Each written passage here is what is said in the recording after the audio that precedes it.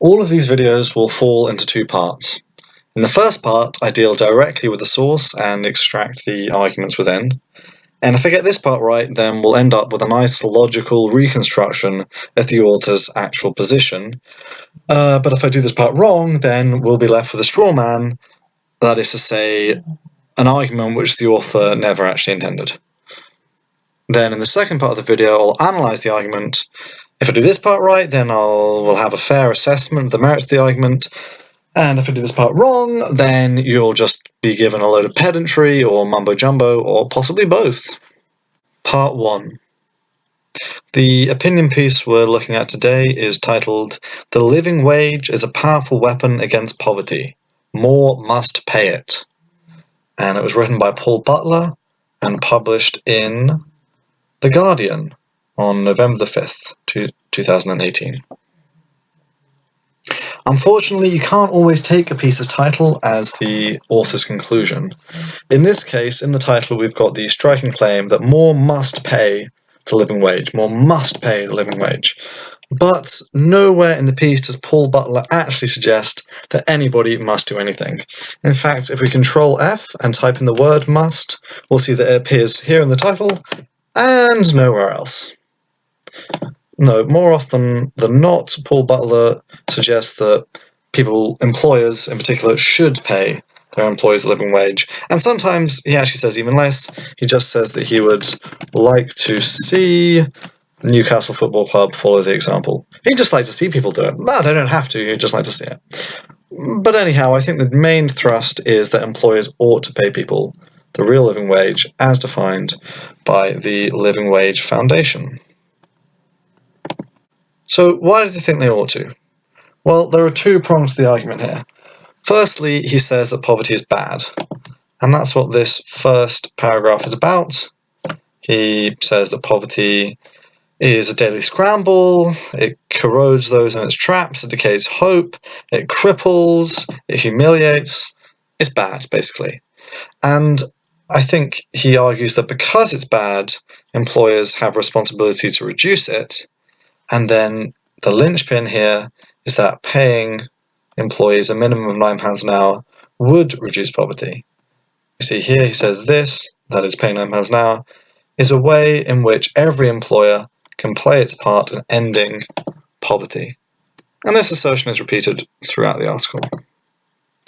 The second line of argument is that it actually makes good business sense to pay employees a minimum of £9 an hour, which is outlined in this paragraph here, and he says that treat others as you wish to be treated yourselves, and it will pay dividends. Part 2, the analysis. So let's see how this looks laid out a little more formally. I think often the best way to analyze an argument is to work backwards. So let's scroll down to the conclusion. Employers ought to pay their employees a living wage as defined by the Living Wage Foundation. Now, how do we know this is true? Well, because of the conjunction of three claims. Premise 6 says that employers ought to maximize their profits as well as act to reduce poverty. So this is a moral claim. This is about what employers should do.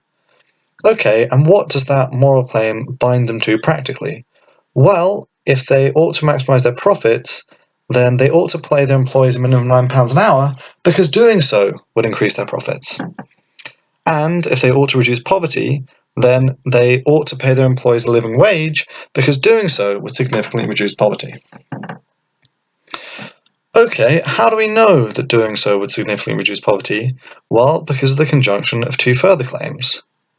Firstly, if all employees received a minimum of £9 an hour, then 1.7 million UK citizens would stop being in poverty. And secondly, the Living Wage Foundation sets the living wage as £9 an hour. So if you meet their criteria for living wage, then 1.7 million people will no longer be in poverty. And finally, we have premise 1.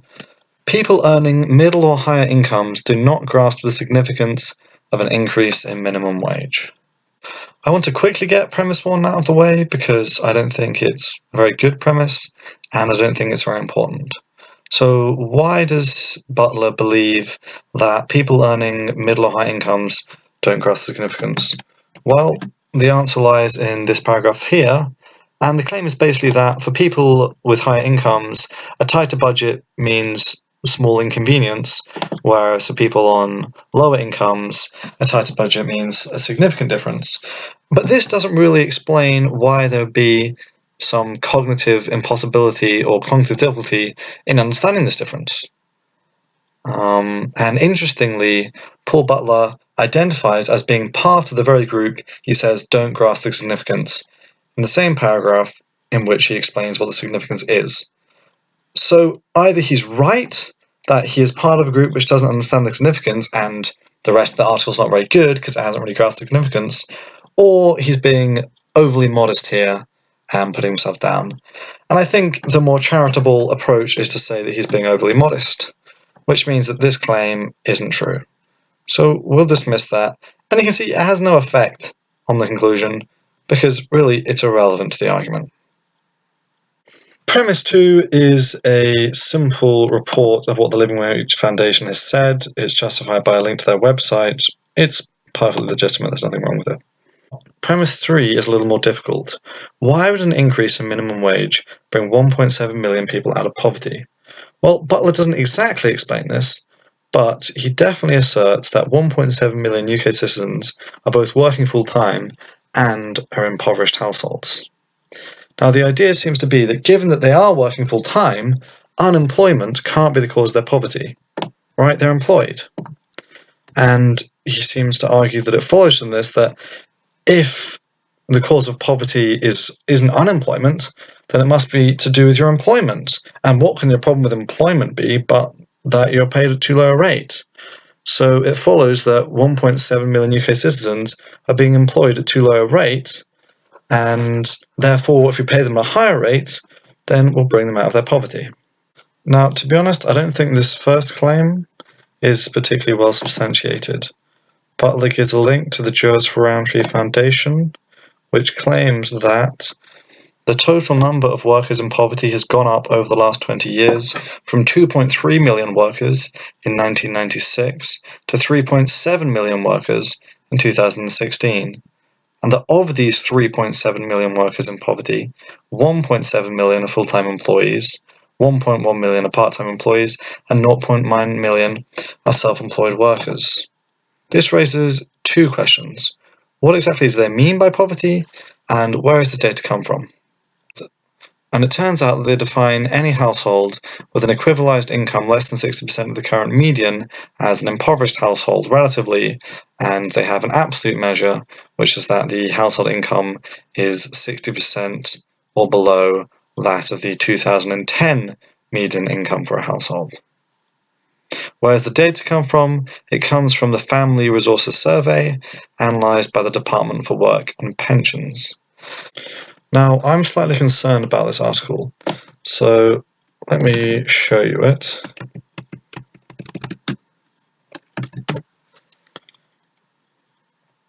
One of the reasons I'm concerned is because there's no author, there's no information about when the article was published.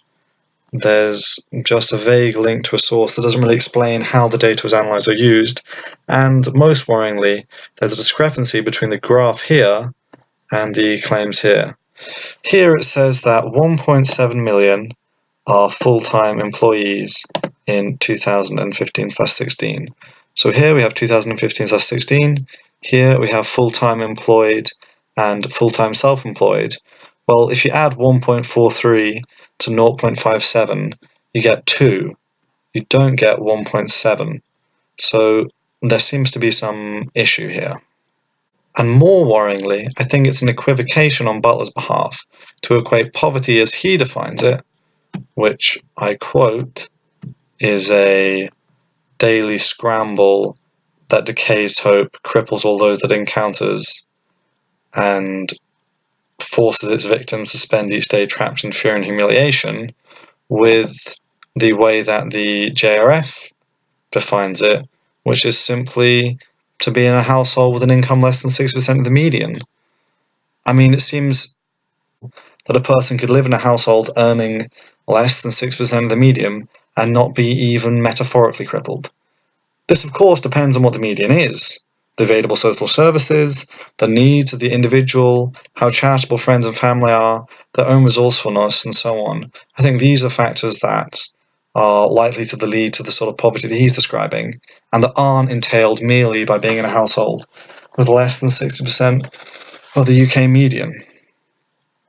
Let's return to the argument. Even if we do accept that 1.7 million UK citizens are working full-time and are in poverty, should we agree that if you work full-time and remain in poverty, the cause of poverty can't be your unemployment?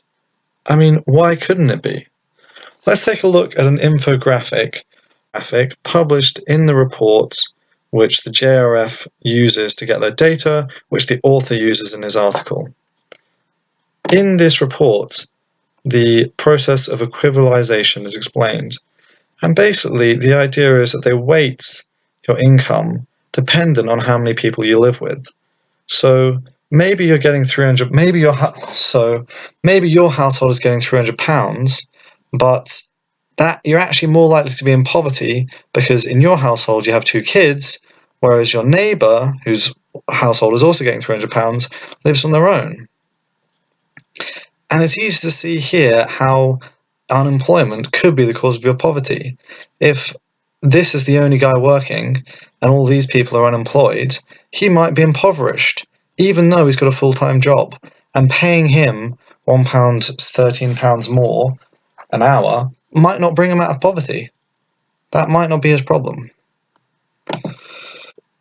So, on return to the argument, it seems very unlikely that this claim is true. It also seems very unlikely that this claim is true. If the cause of your poverty is not unemployment, it must be your employment at too low a rate. Well, that just isn't the case. I could be employed at a very good rate, but still be in poverty because of an illness that I have and because of the high cost of healthcare. That could be the cause of my poverty. The problem isn't that I'm not paid enough. The problem is that I have very expensive needs, which exceed my good pay. So I think we can dismiss this claim. I think we can also dismiss this claim. And we can see the consequences of that. If it's not true that working full-time in poverty means that your problem is you're not being paid enough, then it's not true that if all employees receive £9 an hour, 1.7 million people would no longer be in poverty. And therefore it's not true that paying employees a living wage would significantly reduce poverty, necessarily, and therefore it's not true that employees ought to pay their employees a living wage, as defined by the Living Wage Foundation.